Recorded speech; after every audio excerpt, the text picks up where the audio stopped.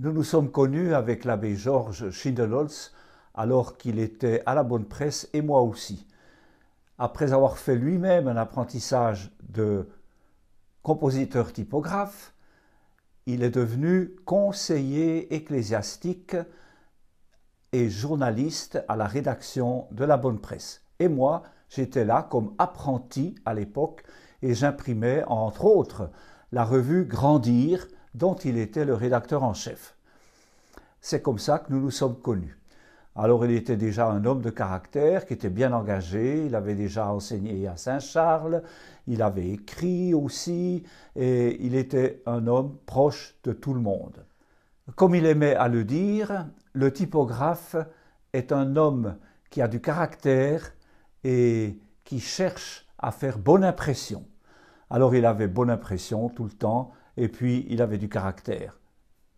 Je l'ai ensuite perdu de vue pendant un bon bout de temps et puis nous nous sommes retrouvés quand je suis arrivé à Notre-Dame de Lorette à l'âge de la retraite et lui-même était encore en ministère dans l'unité pastorale de Haute-Ajoie.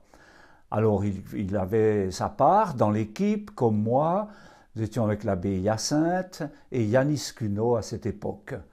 Et le Georges, il était connu et aimé de tout le monde. Il était proche, on venait le trouver, il était de bons conseils, et puis il aimait aussi faire du bien toujours. Et quand quelqu'un se sentait menacé ou avait des problèmes intérieurs, on venait se confier à lui, si bien qu'on le prenait un peu pour un exorciste, comme l'exorciste de l'Église.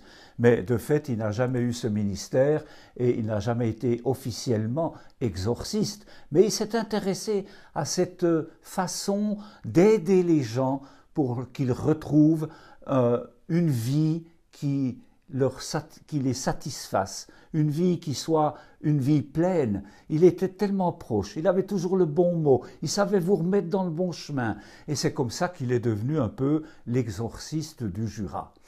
Et à la fin, les dernières années, quand il venait concélébrer, il ne pouvait plus lui-même tenir ce rôle de président d'une Eucharistie, il venait concélébrer. Et puis, il connaissait tellement de gens qu'il avait comme habitude de dire le prénom des personnes qui arrivaient avant de leur donner la communion. Il disait par exemple, voilà, André, le corps du Christ, Joseph, le corps du Christ. Ah, toi, t'es la Marie, t'es la fille de la Justine. Puis elle disait, non, non, moi c'est Justine et puis je suis la fille de l'Amélie. Elle disait, ah oui, excuse-moi, le corps du Christ. Il perdait un peu, il se mélangeait un peu, les pédales, comme on dit. Mais voilà, il était tellement proche et il aimait dire le nom des gens parce qu'il aimait les connaître et être proche d'eux.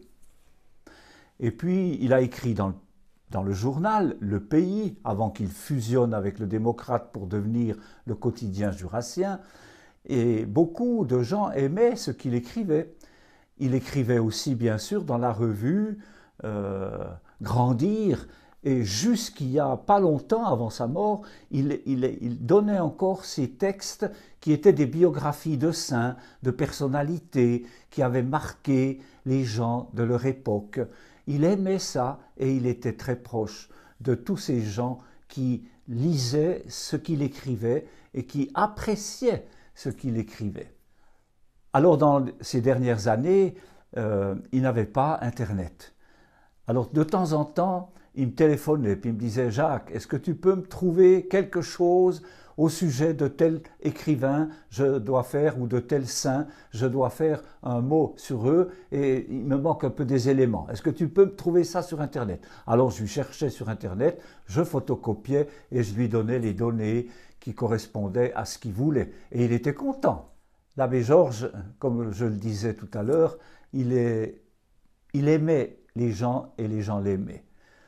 Ça a été tout son ministère. Et puis dans les dernières années, alors il aimait beaucoup jouer aux cartes et il avait acquis un répertoire de gags que tout le monde appréciait. Je me rappelle les belles soirées d'équipe quand nous étions en Haute-Ajoie. Nous allions chez les uns et les autres avec nos secrétaires pour manger, passer une soirée ensemble et il racontait ses gags. Il aimait raconter celui du curé et du chauffeur de car qui arrive devant Saint-Pierre et puis il les questionne, et il dit « Et toi, qu'est-ce que tu faisais ?» Il dit « Je suis chauffeur, j'étais chauffeur de car. » Ah, il dit, t'étais chauffeur de car. Ben c'est bien, entre tout de suite. Et puis l'autre arrive, il dit, moi, qu'est-ce que tu as? Tu étais curé. Ah oui, oui. Ah, mais oui, je te connais, bien sûr. Et alors, voilà, tu attends un petit peu, hein.